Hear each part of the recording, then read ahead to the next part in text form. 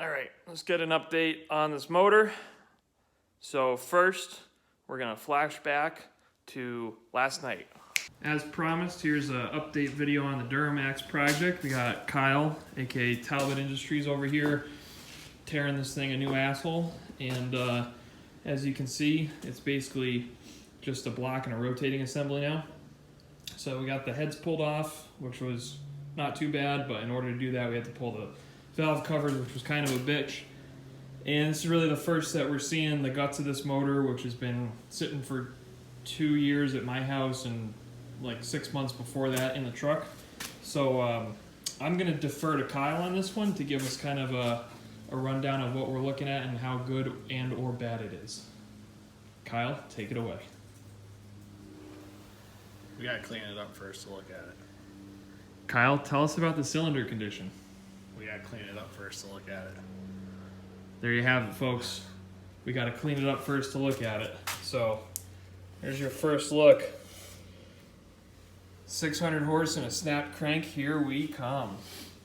It's got the heads all stripped and all the hardware removed, and did have to cut the exhaust studs because they weren't coming out. So off to Street Diesel to swap these out for a pair of fleece reman heads.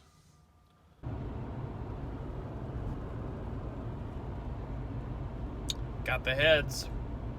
So let me let's grab the little Wapney light and just kind of show you guys what we're working with here. Overall, I'd say it's pretty good.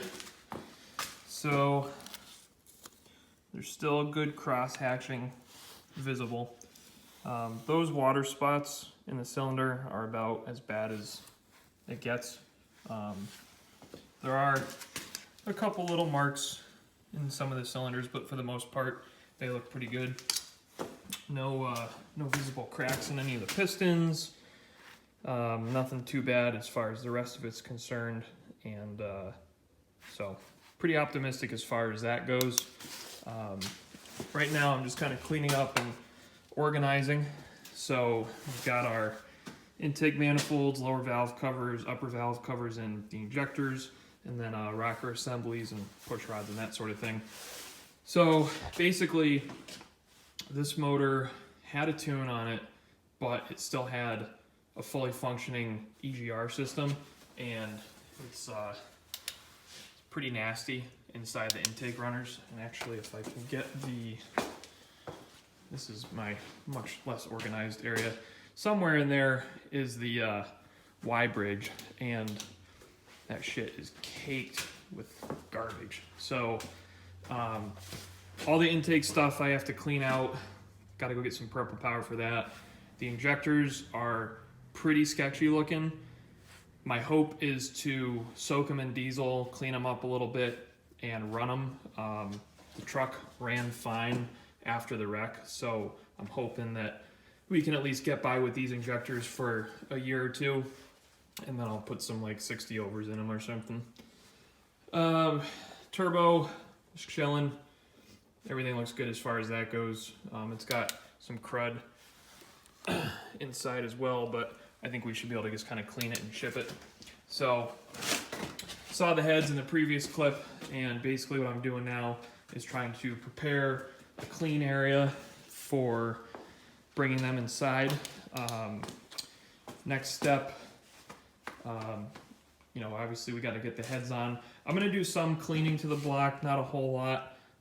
The game plan next time this all comes apart is to, clean it and paint it and do all that bullshit. But for the time being, with the amount of waiting that we've done at this point and the amount of money that has been spent so far, I really just want to get it running. So I got studs there for it, and obviously heads and gaskets. I've got all my exhaust stuff ready to go. So at this point, it's mostly just assembly and cleaning. So this is the not fun, not glamorous part of this build. Hopefully in a year or so, I can look back on this, or even in a couple months, I can look back on this stage and just kind of chuckle to myself and say it was all worth it. So we shall see. Anyway, on to the next clip. It's working day number 2.5 or 3. And basically we've got 2 operations going on. We've got miscellaneous parts washing and degreasing. And then Kyle's basically in charge of anything critical because he's a lot better than I am. So Kyle's doing the head studs and he's going to be doing the install on these fleece three-man heads. So he's doing a lot of like surface prep stuff, making sure everything's clean and ready to rock. And then we're going to go ahead and put on the ARP studs. And then over here we've got these 2 buckets have like a 70-30 water purple power mix. And we've just been dunking stuff in them all day. And then this 3rd bucket full of nasty, grimy crap.